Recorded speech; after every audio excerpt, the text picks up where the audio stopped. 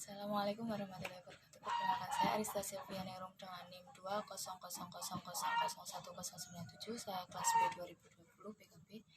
Saya di sini akan menyampaikan materi tentang komunikasi dalam kelompok. Langsung saja. Komunikasi dalam kelompok merupakan bagian dari kegiatan keseharian. Sejak lahir, manusia sudah mulai bergabung dengan kelompok premier yang paling dekat, yaitu keluarga. Kemudian seiring dengan perkembangan usia dan kemampuan intelektualitas, masuk dan terlibat dalam kelompok-kelompok sekunder seperti sekolah, lembaga agama, tempat pekerjaan, dan kelompok sekunder lainnya yang sesuai dengan minat ketertarikan. Kelompok memiliki tujuan dan aturan-aturannya yang dibuat sendiri dengan merupakan kontribusi arus informasi di antara mereka, sehingga mampu menciptakan atribut kelompok sebagai bentuk karakteristik yang khas dan melekat pada kelompok itu. Karakteristik komunikasi dalam kelompok ditentukan melalui dua hal, yaitu norma dan peran. Norma adalah persetujuan atau perjanjian tentang bagaimana orang-orang dalam suatu kelompok berperilaku satu sama lainnya. Yang kedua, peran adalah aspek dinamis dari kedudukan atau status apabila seseorang melaksanakan hak dan kewajibannya sesuai dengan kedudukannya, maka dia menjalankan suatu peran. Klasifikasi kelompok yang pertama adalah kelompok premier dan sekunder.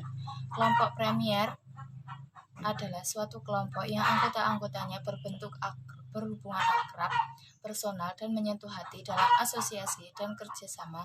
Sedangkan kelompok sekunder adalah kelompok yang anggota-anggotanya berhubungan tidak akrab, tidak personal, dan tidak menyentuh hati.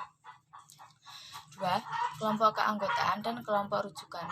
Kelompok keanggotaan adalah kelompok yang anggota-anggotanya secara administratif dan fisik menjadi anggota kelompok itu, sedangkan kelompok rujukan adalah kelompok yang digunakan sebagai alat ukur standar untuk menilai diri sendiri atau untuk membentuk sikap. 3. Kelompok deskriptif dan kelompok preskriptif. Fungsi komunikasi kelompok yaitu fungsi hubungan sosial, dalam arti bagaimana suatu kelompok mampu memelihara dan memantapkan hubungan sosial di antara para anggotanya, seperti bagaimana suatu kelompok secara rutin memberikan kesempatan kepada anggotanya untuk melakukan aktivitas yang informal, santai, dan menghibur. Fungsi pendidikan adalah bagaimana sebuah kelompok secara formal maupun informal bekerja untuk mencapai dan mempertukarkan pengetahuan. Fungsi persuasi, seorang anggota kelompok berupaya memersuasi anggota lainnya supaya melakukan atau tidak melakukan sesuatu. Seorang yang terlibat usaha-usaha persuasif dalam suatu kelompok membawa risiko yang tidak diterima oleh para anggota lainnya. Yang terakhir, fungsi problem solving.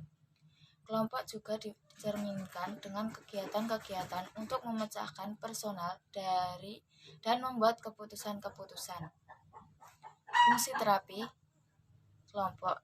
Terapi memiliki perbedaan dengan kelompok lainnya. Dengan kelompok terapi tidak memiliki tujuan. Tentunya individu tersebut harus berinteraksi dengan anggotanya,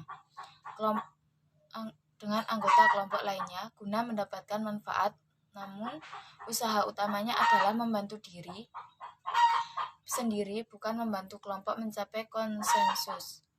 Tipe kelompok. Kelompok belajar atau learning group. Kata belajar atau learning group tidak tertuju pada pengertian pendidikan di sekolah, namun termasuk belajar di dalam kelompok learning atau learning group seperti kelompok sepak bola, kelompok keterampilan, termasuk juga kelompok atau komunitas goes dan jelajah. Yang kedua, kelompok pertumbuhan, growth group.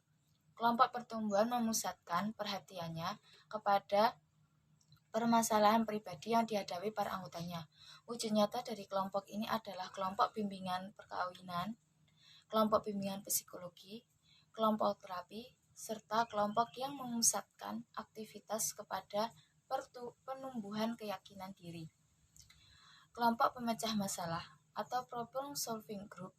Kelompok ini bertujuan untuk membantu anggota-anggota kelompok lainnya memecahkan masalahnya. Seringkali seseorang tak mampu memecahkan masalahnya sendiri. Karena itu ia menggunakan kelompok sebagai sarana memecahkan masalahnya. Terima kasih. Sekian materi dari saya. Apabila ada kesalahan